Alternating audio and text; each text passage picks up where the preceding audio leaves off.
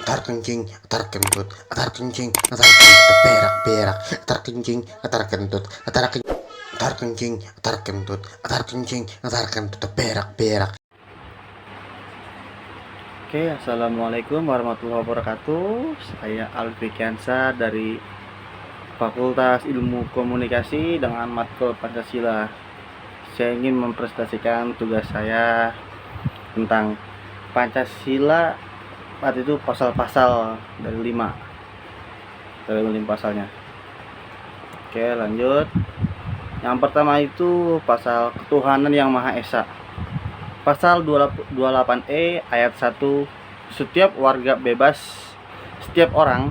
bebas memeluk agama dan beribadat menurut agamanya, memilih pendidikan dan pengajaran, memilih pekerjaan, memilih kewarganegaraan, memilih tempat tinggal di wilayah negara dan meninggalkannya, serta berhak kembali. Dan ayat kedua, setiap orang atas kebebasan meyakini kepercayaan, menyatakan pikiran dan sikap sesuai dengan hati nuraninya. Pasal 29 ayat 1, negara berdasar atas ketuhanan yang Maha Esa.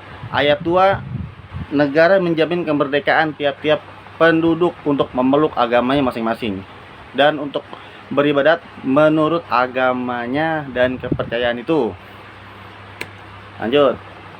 Dan sila kedua adalah kemanusiaan yang adil dan beradab. Itu ada di pasal 14. Presiden memberi grasi dan rehabilitasi dengan memperhatikan pertimbangan Mahkamah Agung. Presiden memberi amnesti dan abolisi dengan memperhatikan pertimbangan Dewan Perwakilan Rakyat. Pasal 18B ayat 2. Negara mengakui dan menghormati kesatuan-kesatuan masyarakat hukum adat beserta hak-hak tradisionalnya sepanjang masih hidup dan sesuai dengan perkembangan masyarakat dan prinsip negara kesatuan Republik Indonesia yang diatur dalam undang-undang. Pasal 34, fakir miskin dan anak-anak terlantar dipelihara oleh negara. Oke, lanjut. Persatuan Indonesia. Dari pasal 25A, Negara Kesatuan Republik Indonesia adalah sebuah negara kepulauan yang berciri Nusantara dengan wilayah yang batas dan hak-haknya ditetapkan dengan undang-undang. Lalu pasal 35, bendera negara Indonesia ialah sang merah putih. Pasal 36, bahasa negara ialah bahasa Indonesia. Pasal 36A, lambang negara ialah Garuda Pancasila dengan semboyan Bhinneka Tunggal Ika. Lalu pasal 36B, lagu kebangsaan ialah Indonesia Raya. Misalkan lagu Indonesia Raya kayak Indonesia tanah airku, seperti itu. Lanjut ke sila keempat, kerakyatan yang dipimpin oleh hikmah kebijaksanaan dalam permusyawaratan perwakilan.